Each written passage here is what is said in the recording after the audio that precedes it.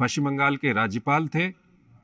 कल ही उन्होंने पश्चिम बंगाल के राज्यपाल पद से त्यागपत्र दिया है और साथ ही साथ जगदीप धनखड़ एक वकील रह चुके हैं और इसके साथ साथ वो चंद्रशेखर की सरकार में पार्लियामेंट्री अफेयर्स मिनिस्टर भी वो रह चुके हैं। 1990-91 के दौर की हम बात कर रहे हैं, तो काफ़ी अनुभव उनके पास है।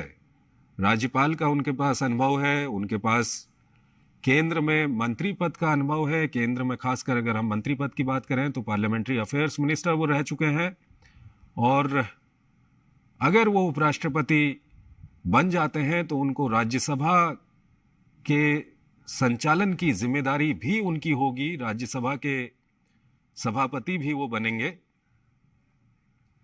तो उनका ये अनुभव वहां पर भी काम आएगा। इस वक्त आप देख रहे हैं नामांकन पत्र रिटर्निंग ऑफिसर लोकसभा के सचिव को सौंप दिया गया है। ये सीधे दृश्य इस वक्त हम आपको दिखा रहे हैं संसद भवन से, जहां पर प्रधानमंत्री नरेंद्र मोदी, गृह मंत्री अमित शाह, रक्षा मंत्री राजनाथ सिंह, बीजेपी अध्यक्ष जेपी नड्डा और उसके अलावा तमाम एनडीए के नेता, जिनमें अनुप्रिया पटेल भी दिखाई दे रही हैं, केंद्रीय मंत्री तोमर भी वहां पर मौजूद हैं और तमाम केंद्रीय मंत्री, तमाम एनडीए के नेता वहां पर मौजूद हैं और इस वक्त नामांकन दाखिल करने की प्रक्रिया चल रही है। तो एनडीए के उपराष्ट्रपति पद के उम्मीदवार हैं जगदीप धनखड़, जो राज्यसभा के महासचिव के कमरे में इस वक्त वहां पर नामांकन दाखिल कर रहे हैं। प्रधानमंत्री नरेंद्र मोदी, गृह मंत्री अमित शाह, रक्षा मंत्री राजनाथ सिंह, बीजेपी अध्यक्ष जेपी नड्डा और उसके अलावा तमाम केंद्रीय मंत्री, एनडीए के नेता वहां पर मौजूद हैं और इस वक्त नामांकन दाखिल करने की प्रक्रिया इस वक्त चल रही है। और जैसा कि हमने आपको बताया कि जगदीप धनखड़, जो मूल रूप से राजस्थान के रहने वाले हैं और उनके अनुभव की अगर हम बात करें तो वो 1990-91 के दौर में चंद्रशेखर की सरकार में पार्लियामेंट्री अफेयर्स मिनिस्टर वो रह चुके हैं और पश्चिम बंगाल के राज्यपाल के तौर पर उन्होंने कल ही इस्तीफा दिया है और साथ ही साथ वो राजस्थान असेंबली में विधायक भी रह चुके हैं। तो काफ़ी एक लंबा अनुभव है उनके पास, प्रशासनिक अनुभव है, संसद का अनुभव है, विधानसभा का अनुभव है, एक राज्यपाल का अनुभव उनके पास है। और सबसे महत्वपूर्ण बात यह है कि इस वक्त जो राजनीतिक गणित है वो भी उनके पक्ष में है और ऐसे में अगर वो चुनाव जीत जाते हैं और भारत के उपराष्ट्रपति बनते हैं तो उनको राज्यसभा के वो सभापति भी होंगे और राज्यसभा के संचालन की जिम्मेदारी भी उनके पास होगी। और उनका जो पुराना अनुभव है, चाहे वो संसद का अनुभव हो, राजस्थान विधानसभा का अनुभव हो या उसके अलावा 1990-91 के दौर में चंद्रशेखर की सरकार में वो पार्लियामेंट्री अफेयर्स मिनिस्टर रह चुके हैं, तो उसका अनुभव है, ये सारा अनुभव उनके काम आएगा। और इस वक्त ये सीधे दृश्य हम आपको दिखा रहे हैं संसद भवन से, जहां पर एनडीए के उपराष्ट्रपति पद के उम्मीदवार जगदीप धनखड़ इस वक्त नामांकन दाखिल करवा रहे हैं।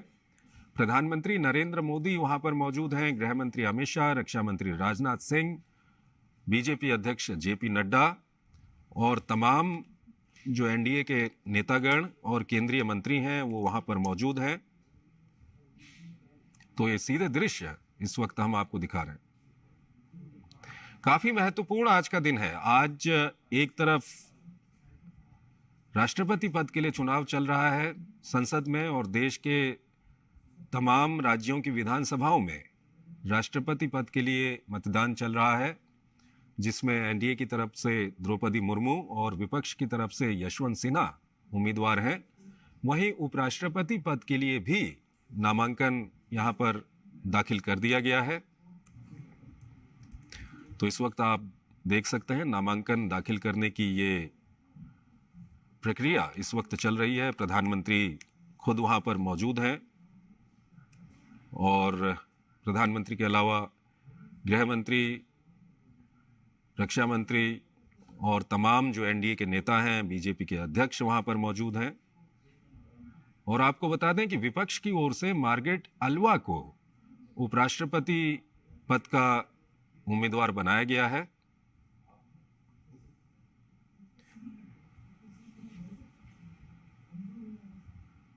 तो लोकसभा के सचिव हैं उत्पल कुमार सिंह, उनके समक्ष ये नामांकन इस वक्त दाखिल किया जा रहा है। तमाम एनडीए के नेता वहां पर मौजूद हैं,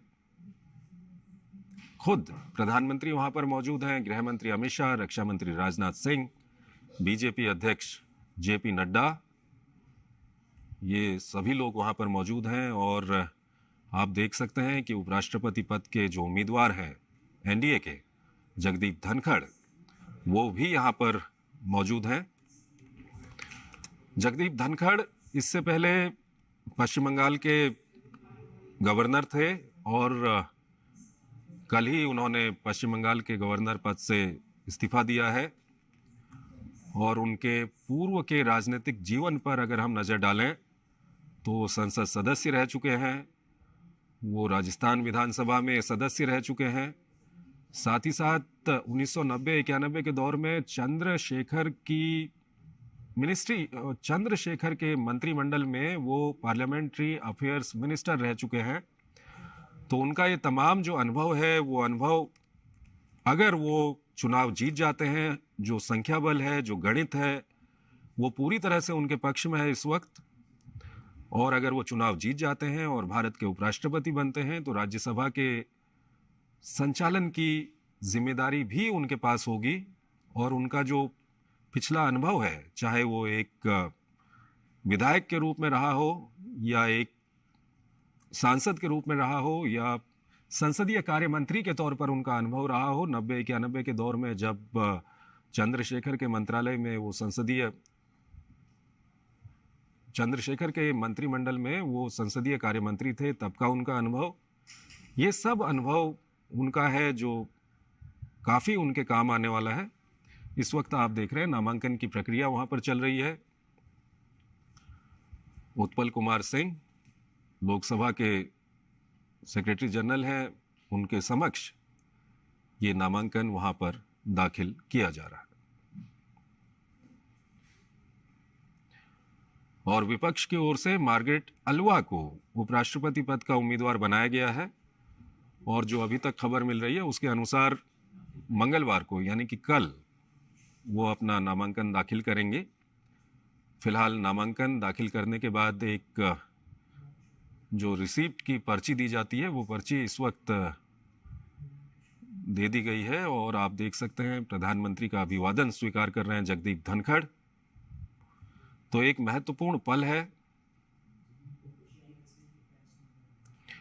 और इलेक्टोरल कॉलेज की अगर हम बात करते हैं तो राष्ट्रपति चुनाव में संसद सदस्यों के अलावा राज्यों की जो विधानसभा के सदस्य होते हैं वो मतदान करते हैं। लेकिन अगर हम उपराष्ट्रपति चुनाव की बात करें तो इसमें सिर्फ संसद